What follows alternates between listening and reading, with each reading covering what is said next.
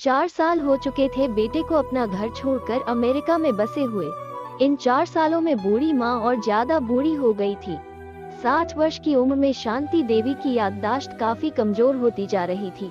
उन्हें रोजमर्रा की चीजें याद न रहती, लेकिन जो उन्हें हमेशा याद रहता वह था उनका बेटा। दिन हो या रात, एक पल भी ऐसा ना होता जब उन्हें अपने बेटे की याद ना आती। दूसरी तरफ बेटा था जो साल भर में एक आध बार अपने माँ को फोन कर लिया करता और 1-2 मिनट से ज्यादा बातें भी ना किया करता।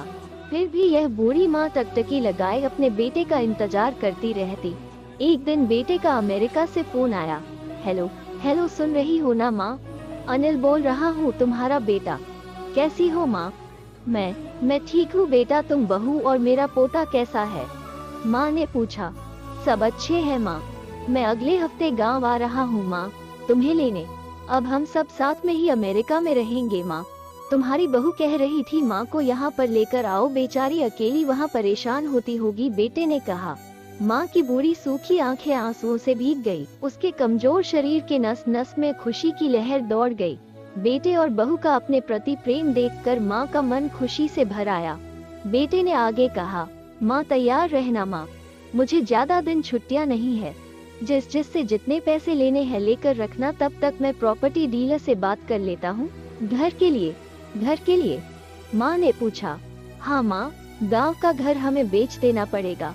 अब हम साथ में ही रहने वाले हैं तो वहाँ पर घर रखने का कोई मतलब नहीं है माँ, बेटे ने कहा। बुढ़ापे की वजह से ठीक से चलने में असक्षम माँ ने पूरे मोहल्ले में घूम घूम कर अपनी इस खुशखबरी को सबको सुनाया।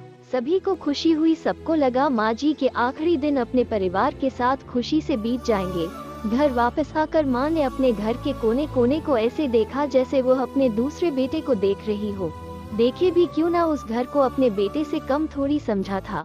अपने पति के साथ 40 साल यही तो बिताए थे, लेकिन अब मजबूर थी बुढ़ापे के आखिरी साल बेटे और बहू के साथ बिताना चाहती थी। दिल पर पत्थर रखकर घर बेचने के लिए माँ तैयार हो गई। आनन फानन में बेटे ने घर को आधे दामों पर बेच दिया। माँ ने ज्यादा नहीं, लेकिन जिन चीजों से दिल लगा था उन चीजों को समेटा और बेटे के साथ टैक्सी में बैठकर एयरपोर्ट के लिए चली गई। एयरपोर्ट पर आकर बेटे ने माँ से कहा, माँ तुम यहाँ बेंच पर बैठो, मैं सामान और बोर्डिंग पास की जांच करा कर आता हूँ। वहाँ वक्त लगता है और खड़ा रहना पड़ता है, तुम्हें तकलीफ होगी, तुम यही आराम करो। मैं यूँ गया और यूँ आया। माँ बेंच पर बैठ गई और बेटा अंदर चला गया। काफी समय हो गया, बेटा वापस नहीं लौटा। माँ सोचने लगी, ज्यादा भीड़ होगी इसलिए देर लग रही होगी। अंधेरा होने को आया, अब तो लोगों की चहलकदमी भी कम होने लगी। माँ को अब चिंता होने लगी। एक कर्मचारी ने आकर पूछा, किससे मिलना है माँ जी आपको? यहाँ पर क्यों बैठी है? डरती हुई आवाज में शांति देवी बोली, मेरा बेटा अंदर सामान की जांच कराने गया है, अमेरिका जा रहे हैं हम। क्या नाम है माँ जी आपके बेटे का? कर्मचारी ने पूछा। अनिल नाम है मेरे बेटे का, शांति देवी ने बताया। कर्मचारी अंदर गया और थोड़ी देर बाद बाहर लौटा। उसने शांति देवी से कहा, माँ जी अमेरिका जाने वाली फ्लाइट तो दोपहर में ही जा चुकी है और आपका बेटा भी उस फ्लाइट में बैठकर अमेरिका जा चुका है। अब आपके यहाँ बैठने का कोई मतलब नहीं है, आप भी अपने घर चली जाइए। क्या जा चुका है? और मैं घर जाऊँ? घर? माँ की आंखों से आंसुओं के सैलाब उठने लगे। जैसे तैसे माँ घर पहुँची, जो अब उसका था ही नहीं, बिक चुका था। वो वही बरामदे में तुलसी के पास सो गई। घर के नए मालिक को उस पर दया आई तो एक कमरा किराए से उसको दे दिया। पेंशन के पैसों से खाना और किराए का बंदोबस्त हो जाता था। दिन बीतने लगे। कुछ दिनों बाद घर के नए मालिक ने शांति देवी से कहा, माँ जी आप अपने रिश्तेदारों के यहाँ पर जाकर क्यों नहीं रहती है? इस उम्र में आपके लिए वही अच्छा होगा। अच्छा तो होगा, लेकिन अगर मेरा बेटा वापस आया तो उसका ख्याल कौन रखेगा? मेरा बेटा बहुत भोला है, उसे अपना ख्याल रखना बिल्कुल नहीं आता।